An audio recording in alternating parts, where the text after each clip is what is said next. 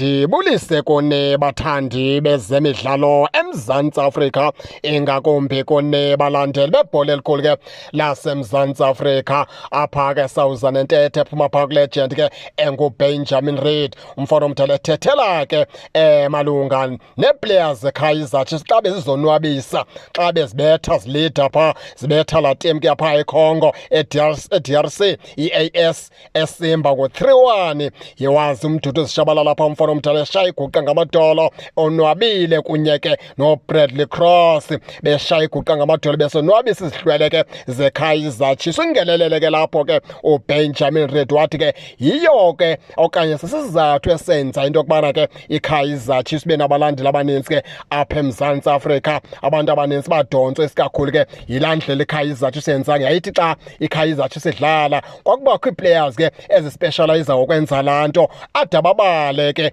abalo esintsulenga babehamba phezu kwebhola bebaleka, abalo Dr Khumalo ababeshaya iguqa ngamadolo Thabo Moke ababeshikika ibhola, ababale bonke ke o-Isaac Shakes Khungwane abalo Thini Dladla ababebaleka ke phezu kolayini emgceni, ibhola ingade yeqe ehamba phezu komgca ke uThini Dladla. Indlela ke yayiphakamisa ngayo izihlwele ke iKaizer Chiefs. Udenza umzekelo phaa uBenjamin Reid athi ke laa nto ke ayinabuzaza, ayinabungozi, ngakumbi ke itimu ke xa iwina ibonakala into yokubana igame seyiququmbele, seyiphumelele. Uthi ke laa nto ayinabungozi ngoba ke ngakwenza laa nto nezihlwele niyaziphakamisa, futhi ke nokuzithemba ke lapha kubadlali buyabuya. Wenza umzekelo futhi uBenjamin Reid wathi laa nto okokuqala ayideleli ke abantu enidlala nabo, ayithobi isithunzi ke sabantu enidlala nabo. Uthi laa nto yenza into yokubana nabalandeli beqela leKaizer Chiefs bazazi into yokubana ke basasapota la Kaizer Chiefs yayidume ke ngokwenza kanjalo.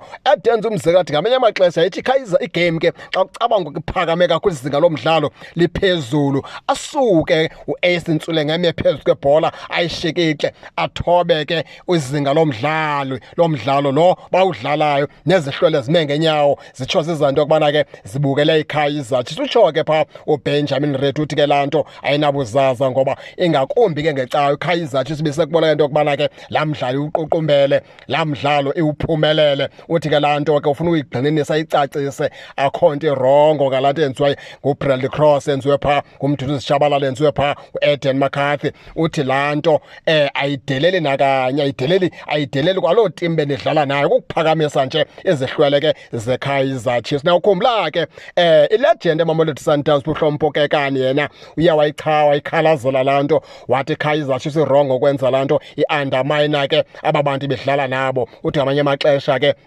laa nto yawenza umsindo ke kwenye timu, endaphe laa timu seyidlala irafu ke ngoku sebephuma egamini ngoba nina into nenzayo nihlekisa ngabo, niyaba-undermine. Indixake ke laa nto ngoba ke zininzi i-Sundowns nayisenze ezaa zinto xa ilida ke ezitimini. Andazi uba why ke uHlompo Kekana wayengayinqandi ingane iSundowns xa iqhubeleka isenze ezo zinto, kuba ne-Orlando Pirates xa ilida ngesiko esikhulu iyakwazi ke ukuzenza ezaa zinto.